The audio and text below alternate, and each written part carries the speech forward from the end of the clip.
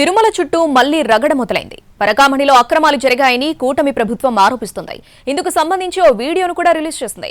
అయితే దొంగను పట్టుకుంది తామేనని, తమపైనే నిందలు వేస్తున్నారని కౌంటర్ ఇస్తుంది వైసీపీ.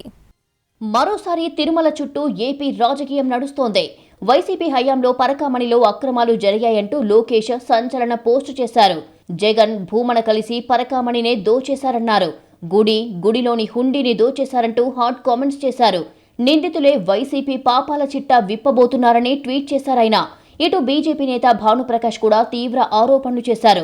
పరకామణిలో 100 కోట్ల రూపాయల భారీ చోరీ జరిగిందన్నారు. అప్పటి పెద్దలు స్వామివారి పేరుతో 40 కోట్ల ఆస్తులు రాయించుకున్నారని అన్నారు.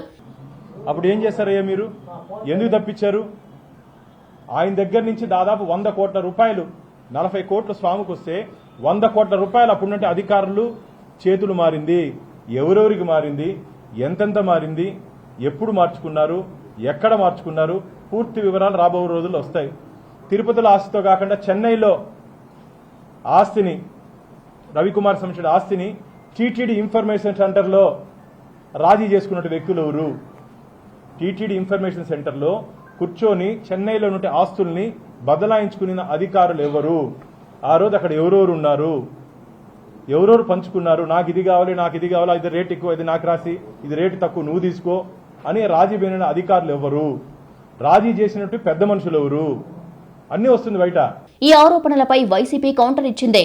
తిరుమలను రాజకీయాలకు వాడుకోవడం చంద్రబాబు, లోకేష్ కు అలవాటేనని మండిపడిందే. వెంకటేశ్వర స్వామి సాక్షిగా అబద్దాలు, విష ప్రచారాలు చేయడం వారిద్దరికీ అలవాటి అని ట్వీట్ చేసిందే.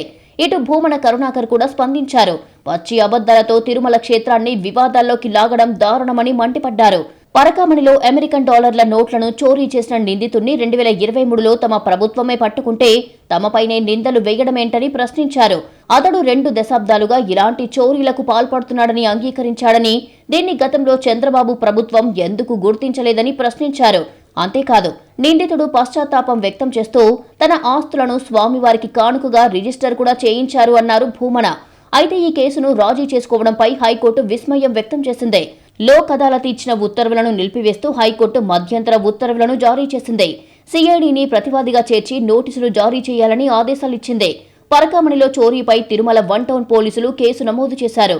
ఆ కేసు రికార్డులను సీజ్ చేయాలని సిఐడికి ఉత్తర్వులు జారీ చేసింది. దీనిపై టీటీడీ బోర్డు తీర్మానాల రికార్డులను జప్తు చేయాలని ఆదేశించింది.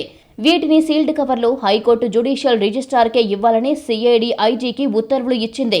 రాజీ చేసుకున్న TTD assistant vigilance and security అధికారి వై సతీష్ కుమార్, నిందితుడు రవికుమార్ కు నోటీసులు జారీ చేసింది.